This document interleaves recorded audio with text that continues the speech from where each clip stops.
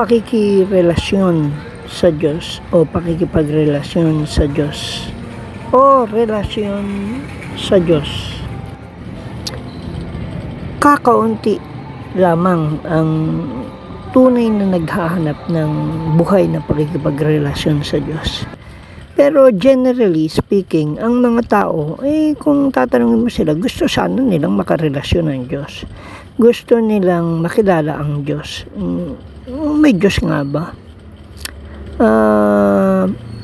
Gusto kong maramdaman, gusto kong makita o maranasan na may Diyos.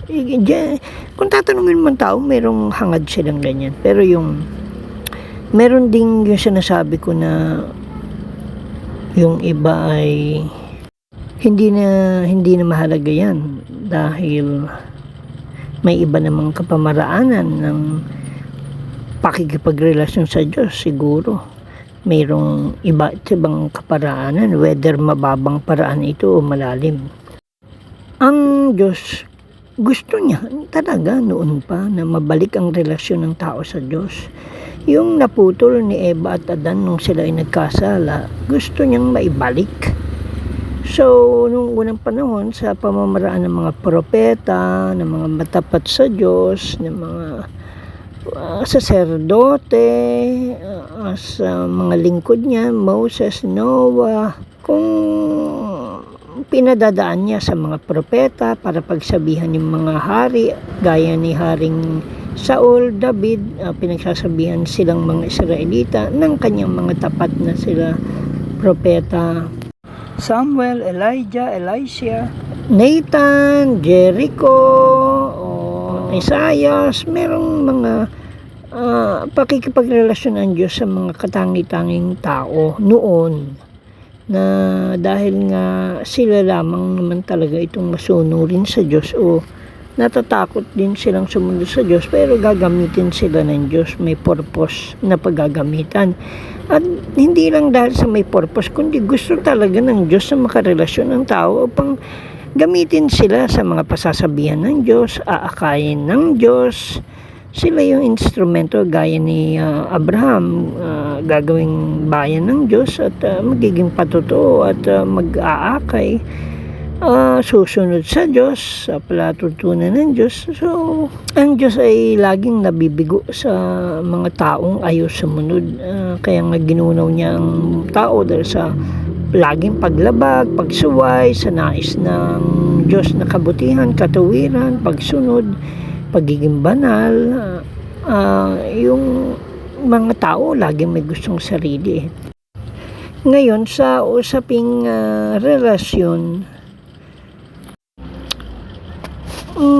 kakaunti talaga yung naghahangad na, halimbawa, paliwanagan mo sila, gusto ba nila makarelasyon ng Diyos? Oo, mabilis yan. Kung ikaw ba tatanungin, gusto mong makarelasyon yung Diyos na kokontrolling ka? Itong klaseng nag-aalok ng relasyon na Diyos ng Biblia, yung kinuwento ng mga alagad, ng mga tauhan niya sa nung unang panahon na nagsulat ng mga aklat na ito ng kanilang karanasan at mga sabi ng Diyos sa tao, gaya ng mga alagad ni Kristo, meron silang pinasasabi ang Diyos na dapat sundin ng tao. Ngayon, sumusunod sila. Alam nyo, yan lang naman ang sikreto, yung tunay na pagsunod, pagiging tapat sa Diyos. Halimbawa, ang isang ama, malalaman ng isang ama na walang Diyos, halimbawa na basta wala siyang Diyos, malalaman niya kung yung anak niya ay talagang tagasunod niya o may tunay na respeto sa kanya, naniniwala sa kanya o may relasyong maganda sa kanya, kinatatakutan siya o bilib sa kanya o talagang balak sumunod sa kanya kung sumusunod ito, diba? Halimbawa, pumasok ka ng trabaho, kung sinusunod mo yung regulasyon ng kumpanya, o asosasyon, o kooperatiba, o insurance company na mayroong benepisyo, kung tinutupad mo yung tungkulin mo, So, doon mo masasabi kung ginaganap nila yung tungkulin. Sa pakikipagrelasyon sa Diyos, ganun din. Sumusunod ka kung tunay na may Diyos ka.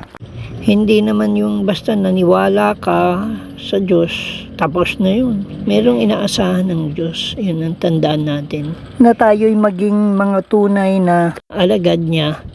Kundi, paano mo siya makarelasyon sa mga tamang aral na iniwan ng kanyang mga alagad. Kung mali nga, baluktot na taga-akay, bulag na taga-akay, bulag na taga-pangaral, di mahuhulog kayo, hindi makakaakay ang bulag sa isa pang bulag, sabi ng Panginoon sa Biblia. Paano kanila matuturuan ng pakikipagrelasyon na tama, na buhay, na totoo, kung mali ang taga-akay mo?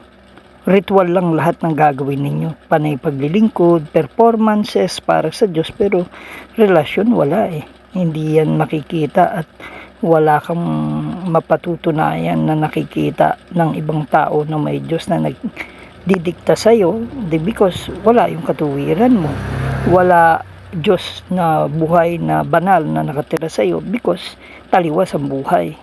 Taliwas, walang malasakit sa gawain ng Diyos. Gawain mo lang na gusto mo, na gawain ng Diyos na pinagagawa, pero yung gusto talaga ng Diyos na lahat gawin mo, hindi mo ginagawa kasi pili lang. Masabi lamang na may nagagawa ka sa Diyos, so meaning ikaw ang nasusunod dahil wala namang Diyos na nakatira o Holy Spirit na nagdidikta. Ang hirap naman kasi sa tao, gusto niyang makilala ang Diyos o yung mababaw lang na makilala, yung masabing may Diyos para maligtas pag namatay siya. Baka nga naman totoo, di maniwala ng konti, pero hindi yung buong buhay, hindi yung lahat. Paano kay Kristo kung gusto mo maging alagad niya? Complete denial ng sarili at talagang ipakita mo sumusunod ka sa aral niya. Kung hindi ka niya alagad. Ganun katindi. Complete na pagkalimot sa iyong sariling mga plano, paglimot sa makamundong buhay, makasalanang buhay, o kaya mo ba? Ang simple lang, di ba? Pero bakit hindi kaya? Kasi ayaw. Ang gusto niya manatili sa mundo, lasapin ang kamunduhan sa mundo, yung kasalanan. So kaya hindi makarelasyon nila ang Diyos. Dahil hindi naman mananahan ng Diyos sa mga taong hindi suko ang buhay, sabi ni John the Baptist, at saka yung na naghanda ng landas ng Panginoon, na nagpangaral sa tao na magbago. Gusto nyo palang maligtas, magbago kayo. Magsising tunay, lumayo sa kasalanan, magpabautismo upang magpahayag, magpatotoo na handa na talagang tumalikod sa kasalanan at susunod na kay Kristo. Namatay na siya sa sarili at nabubuhay o mabubuhay na lamang para sa Diyos. Sabi rin ni Pedro sa mga tao na gustong maligtas sa Acts chapter 2 na sabi niya, magsisi kayo sa inyong kasalanan, tumalikod kayo sa kasalanan, magpabautismo ka. Yun nga, bilang kapahayagang namatay na kayo, bilang katunayan na namatay na yung dating pagkatao. Susundin si Kristo ng paglilingkuran. So yun nga, ang pagsunod sa Diyos. Ayun, nakikipagrelasyon na gusto ng Diyos, hindi yung paraan ng tao na maling style, bulok na style, makasariling style ng pagsunod sa Diyos. Tapos ay magsisisi na lang daw siya, pasensya na ang Diyos, maintindihan na yan ng Diyos, mahalaki ang pagmamahal ng Diyos, maunawaan yan ng Diyos. Saan yan? May karakter na ganyan ang Diyos, pero may karakter ang Diyos o mayroong instruction siya kung how to follow Him, how to surrender our lives to Him. Hindi pwedeng dalawang Panginoon. Panginoon mo sarili mo, Panginoon mo yung diablo, Panginoon mo yung mundo. Hindi pwede. So, kaya yung tao sa sobrang kahinaan niya o kahinaan ng loob niya, desisyon niya na ayaw niyang pakialaman sa ng Diyos, sa kasalanan niya, sa gusto niya sa mundong ito, sa kasalanan, gusto pa niya, hindi niya may suko ang buhay. Maraming ganyan na mga tao na wala pang tunay na pagdedesisyon. Kaya nga may tapat at hindi tapat na paglilingkod, may tapat at hindi tapat na pagsuko ng buhay, may tapat at hindi tapat na pagsisisi, may tapat at hindi tapat na pagtalikod sa kasalanan, may tapat at hindi tapat na pagpapabautismo kuno na sila ay mamamatay na sa sarili, si Kristo na masusunod din nila, complete denial. Sabi ni Kristo, kung anyone wants to come to me, kung merong gustong lumapit sa akin, sumunod sa akin, sabi niya, talikuran na yung kanyang sarili, dalhin ang kanyang krus na pinapasan, anuman ito, mahirap man siya, wala na ang lahat, lugi na siya o anuman ang buhay niya, meron siya, mayaman, hindi, kontento dapat siya, pasanin niya ito at sumunod sa akin. Yun ang gusto ni Kristo. Sumunod, pag sinabi niya sumunod, hindi yun yung hindi sumunod, kundi sumunod. Ayun, sapagkat ako'y tao lamang, kaya hindi ko makasunod, di magpalago, di maghanap ng talagang taga-akay. Ay, gustong hanapin ng tao, bulag na taga-akay, bulag na mangangaral, bulag na samahan, bulag na grupo. Saan kayo papunta? Sa impyerno. Malalaman mo naman kung may relasyon ka, kung totoong buhay, di ba, anak mo, asawa mo, karelasyon mo, nag-uusap kayo, nanay mo, di magkarelasyon na namang buhay, hindi patay. Hindi ka nakikipagrelasyon sa isang patay na nasa libingan na ikaw ay nakikipagrelasyon sa Diyos. Di dapat buhay. Di kung yung Diyos may patay, di patay, walang pinapagawa sa iyo. Panay ka lang ritual na nakita mong ginagawa ng mga Kristiyanong tunay na nasa Biblia noon, o mga tunay na anak ng Diyos o alagad ng Diyos sa Old Testament at New Testament na ginagawa nila, o ginagawa mo rin, nangangaral ka rin, nagpapalayas ka rin ng demonyo, o ikaw rin naman ay nagsisimba na may pagdalo kayo, pagsasamahan. Where two or three are together in my name, huwag kalimutan na ang assembling together, o diba, ginagawa mo rin yun, yung pagmamahal, ginagawa mo rin yung, diba, pero yung pagtalikod ng totoo sa kasalanan, pagsunod ng talaga sa nais ng Diyos, pagprioridad sa mga dapat niyang iprioridad, diba, pagiging patutuo, as hindi mo naman willing. O pagdating mo sa bahay, pagdating sa opisina, sa trabaho, sa school, wala naman si Kristo sa buhay, wala ka rin ikikwento. Dahil kung totoo kang may Diyos, kung Diyos yan ay Diyos na talagang buhay, nakasama mo, nakarelasyon mo, di ba? Ikikwento mo yan, pinakamahalagang bagay yan, pinakadakilang bagay na nangyari sa buhay mo. Kung hindi mo ikinikwento, di wala, dakilang bagay yan, Diyos na dakila ba yan? Hindi dakila yan. Bakit walang nangyayari? Bakit di mo maikwento sa asawa mong walang paniniwala sa Diyos? Bakit di mo kwento sa mga anak mo na matakot sa Diyos dahil sila ay wala takot sa Diyos? Di wala ka rin, di walang makita. Lukuhan ang gusto ng tao kasi gusto niya, sundin gusto niya, paraan niya, style niya, nabulok. Yung mga anak walang makita. Walang maniwala kasi napupuno ng pagkakasala ang buhay at hindi pa pala tunay na nagsuko. Again, quote and quote, hindi pa tunay na nagsuko ng buhay. Kaya yung sinabi ng Panginoon, pagdating ng pag-uom, maraming magsasabi, nangaral naman kami, di ba dapat kami ligtas? Kami nagpalayas ng demonyo, di ba? Kami ay naggagawa ng dakilang bagay sa pangalan ng Diyos, di ba? Kami ay nag-alap propeta pa, di ba? Nanalangin, di ba? Galing, nangaral kami. Diba? I-deny pa ni Kristo. Bakit? Dahil sa kasalanang dala nila. Maski totoo pa yung ginawa nilang iyon. Totoong nangaral para maligtas ang tao. Totoo silang nag-alap propeta, gumawa ng mga magagandang bagay, tumulong talagang totoo. Sabi na lang natin totoo. Sabi ni ba, peke daw yun.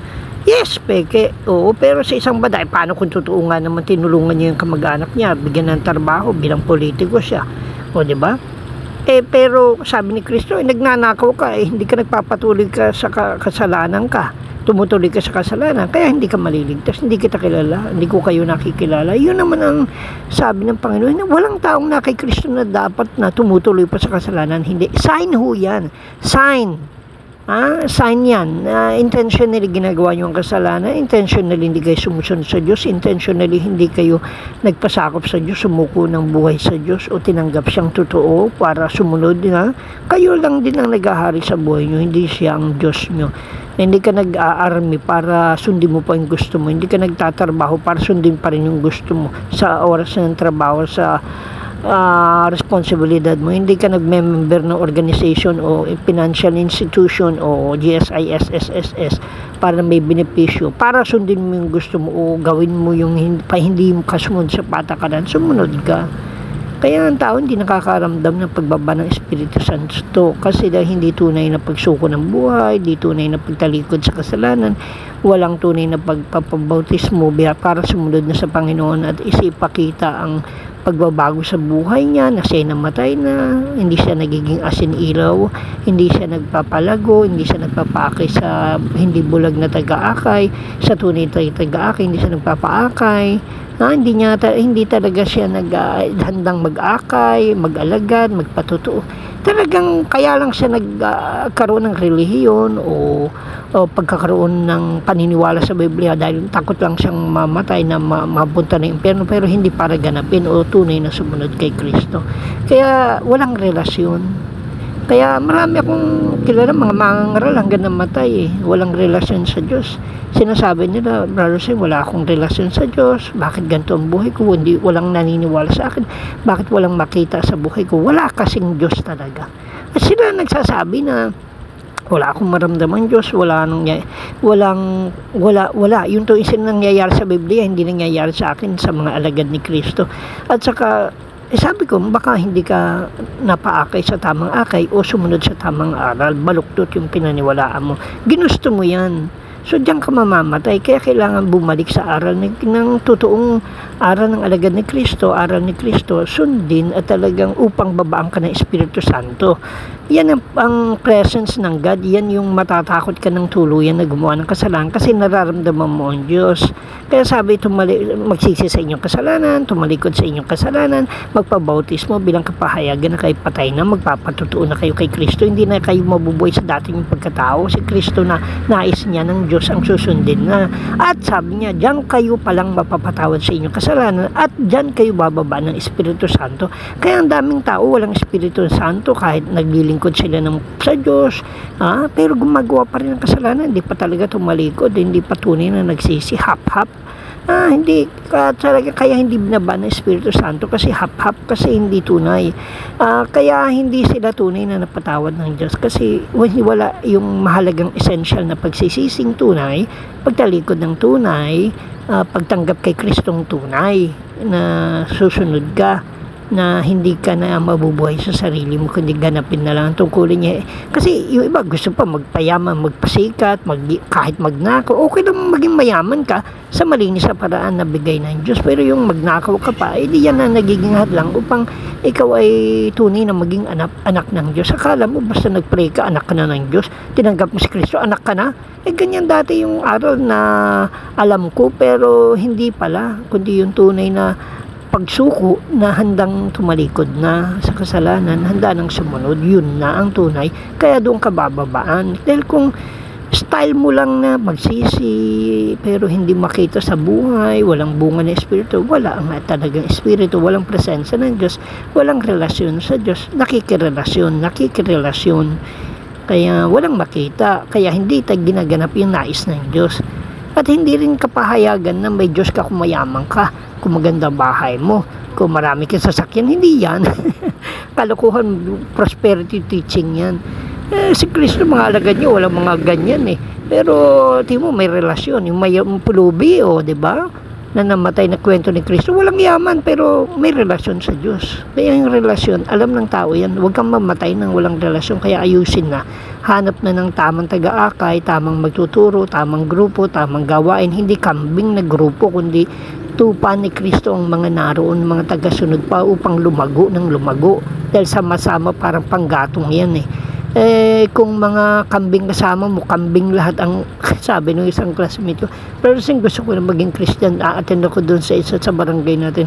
Kaya nga lang ganito nakikita ko mga pamumuhay, hindi, bahala ka, hindi ka nga lalago pag ganyan. Kaya hanapin nyo yung talagang kayang ituro yung relasyon, hindi ritual na pasisisi, balik kasalanan, hawak kasalanan, hindi patunay na sumusunod. Walang paligtasan pa yun. Akala lang nila meron. At kaya nating i-debate yung mga ganyan Hindi, kaya nating ipaliwanag yan, makipagtalas-tasan tayo na talagang hindi patunay ang pagsunod kasi sa buhay walang makita. Hindi pwedeng sa kalooban mo lang nagsisi ka. Nakikita yan sa gawa, sa pamumuhay na makadiyos na. Sa bungang makadiyos, sa bungang mayroong Espiritu Santo, sa paglayo sa kasalanan. Let your light shine before men, that they may see your good deeds and praise your Father in heaven. Kailangan makita ang liwanag ng mabuting gawa, hindi masasamang gawa, upang maluwalhati talaga ang Diyos sa buhay mo. Kung hindi, wala. Kaya bye for now and God bless you.